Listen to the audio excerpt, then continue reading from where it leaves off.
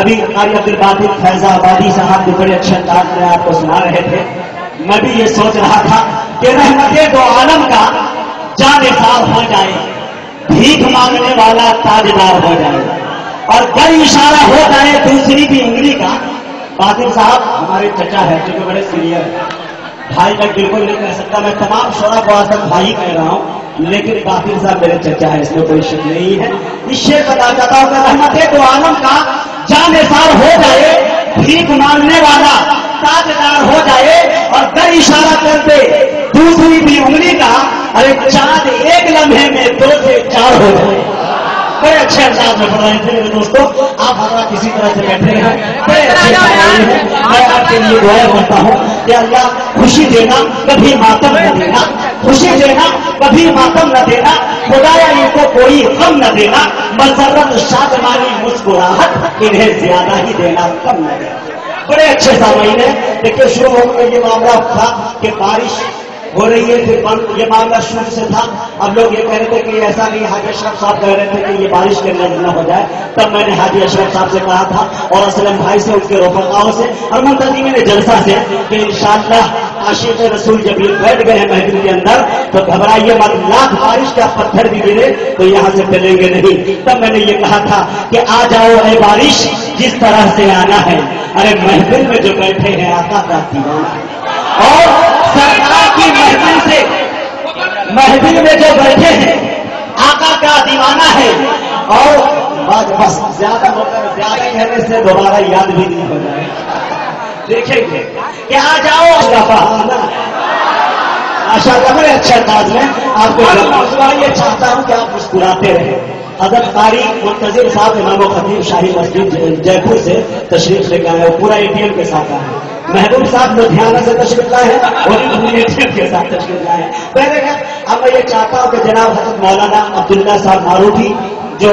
دارالعلوم کی صنعتی سرزمین سے تشریف لائے ہیں، یقیناً ان کے بیان کو سنیں گے آپ، لیکن میں یہ چاہتا ہوں کہ ہمارے بزرگ خطیب یہ پوری دنیا کے اندر محتاج تعلق لے، میرے دوستوں آپ سمجھ رہے ہیں، میں جناب حضرت مولانا عبداللہ معروفی صاحب سے معذرت کر کے میں سب سے پہلے یہ چاہتا ہوں کہ اپنے بزرگ خطیب یعنی جناب حضرت مولانا اسرار الحق صاحب کو میں زحمت دے دوں، کیونکہ میں جانتا ہوں کہ حضرت 10 سے 15 منٹ وقت لیں گے، حضرت کا بہت قیمتی وقت ہے، لیکن آنے سے پہلے میں یہ چاہتا ہوں کہ میرے دوستوں عصر جدید کے نقاش عظیم ادب و انشاء کے شہسوار قلم میدان صحافت کے رئیس تحریر، ارے ملک و قوم کے وسیحہ جناب حضرت مولانا اسرار الحق صاحب قاسمی ممبر پارلیمنٹ سے میں نہایت ہی ادب و احترام سے گزارش کر رہا ہوں کہ حضرت تشریف لائے اور اپنی ایمانی عرفانی حقانی تقریر سے خوابیدہ قوم کو بیدار کرے۔ میں اس شعر کے ساتھ حضرت کا استقبال کر رہا ہوں کہ روداد میرے غم کی تا حشر پڑھی جائے۔ دوستوں حالات کو دیکھیں، اس شعر دیکھیں، روداد میرے غم کی تا حشر پڑھی جائے، ارے شیشے کی کہانی ہے پتھر پہ لکھی جائے، اور پھر دیکھنا مقتل میں سناٹا نہیں ہوگا، ارے جو بات حقیقت ہے وہ بات کہی جائے۔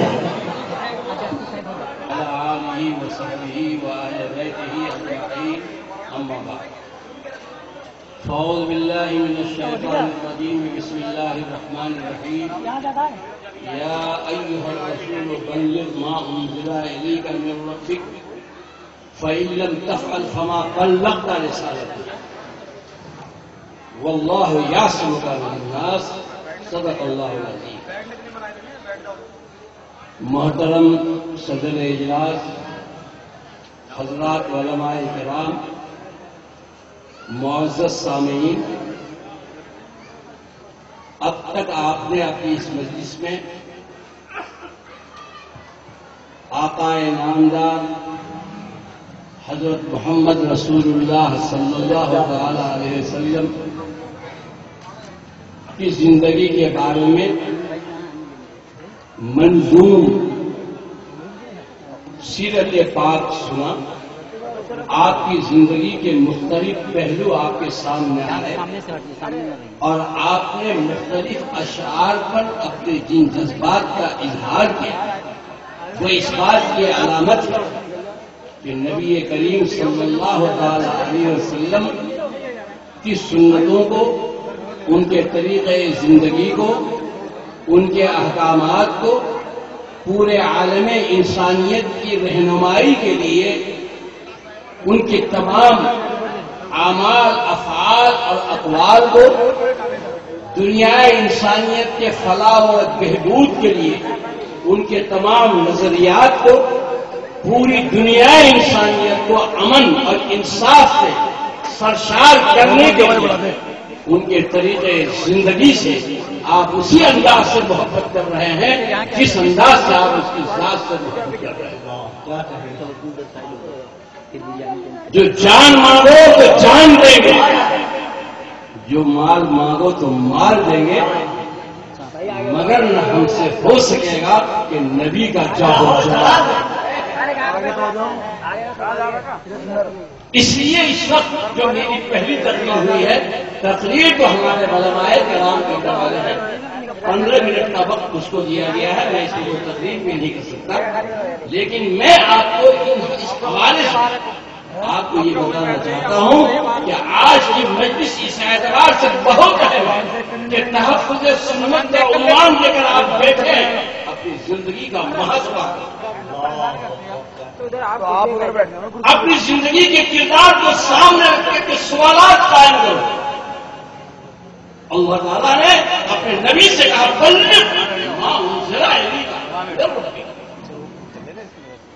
نبی 6666 آیتوں کے ذریعے ہم نے جو وہی آپ پر 23 برس کے اندر نازل کی ہے، یہ کوئی کتاب نہیں ہے، یہ پوری دنیا انسانیت کی زندگی کی رہنمائی، اس کے فلاح اور بہبود کا سب چلتا ہے۔ اس کا ایک ایک لفظ اور اس کی ایک ایک آیت اور اس کا ایک ایک نقطہ معراج انسانیت کی دلیل ہے۔ آپ کی ذمہ داری ہے کہ دنیا کے تمام انسانوں تک آپ اس کلام کو پہنچا دیجیے۔ یا ایھا الرسول، اے میرے رسول، بلغ، پہنچا دیجیے ما انزل الیک من ربک، آپ کے رب کی طرف سے جو کچھ آپ کی طرف پہنچا ہے، اس کو آپ اللہ ہے، آپ کو نازل ہوا ہے، آپ پوری دنیا انسانیت کو پہنچا دیجیے۔ فإن لم تفعل فما بلغت رسالتہ، اگر آپ نے دنیا کے تمام انسانوں تک اس پیغام کو نہیں پہنچایا تو یہ فیصلہ کر لیا جائے گا کہ منصب رسالت کی جو ذمہ داری تھی وہ ذمہ داری پوری نہیں ہوئی۔ بے شک فلاح انسانیت کی جو طریقہ